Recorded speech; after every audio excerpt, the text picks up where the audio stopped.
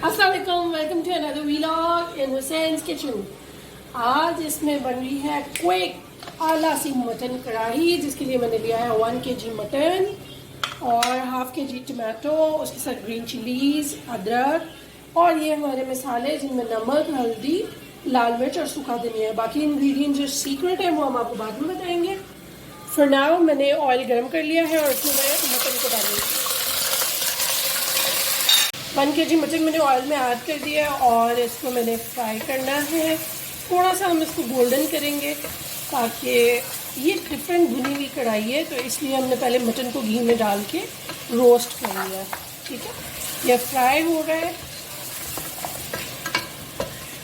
Mutton fry हो गया है और मटन में अब मैं ऐड करूँगी नमक, लाल मिर्च, हल्दी, सूखा धनिया। लाल मिर्च हमने बिल्कुल कम डाली है क्योंकि हमने ग्रीन चिलीज और ब्लैक पेपर में इसको बनाना है, तो लाल मिर्च हमने सिर्फ कलर के लिए थोड़ी सी ऐड की है। टेस्ट के लिए हम काली मिर्च और बाकी मसाले ऐड करेंगे। अब हम इसको थोड़ा सा भूनेंगे स्लो आंच पे ताकि मसाले जो है वो फ्राई हो जाए।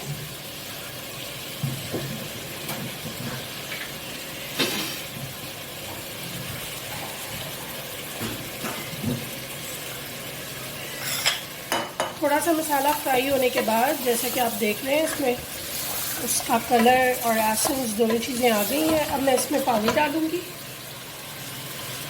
इतना पानी जिसके अंदर मटन जो है वो अच्छे से कुक हो जाए। अब देखिए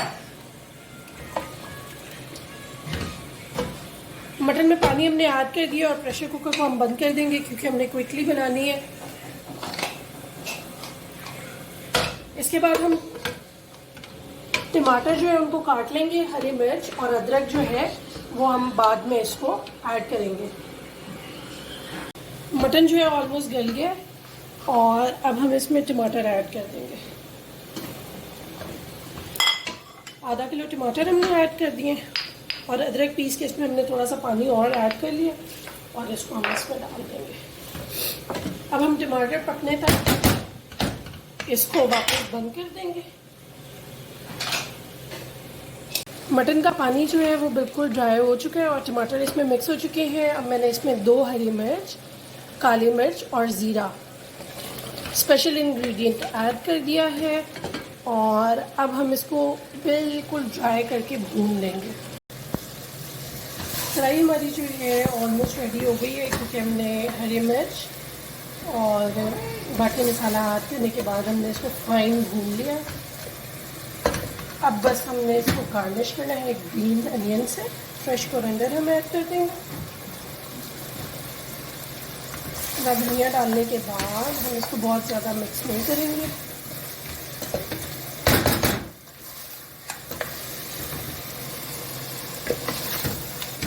फाइनल हमारी मटन कढ़ाई जो है वो रेडी हो चुकी है सर्विंग के लिए। अब हम इसको सर्विंग के लिए सर्विंग बाउल में निकालेंगे।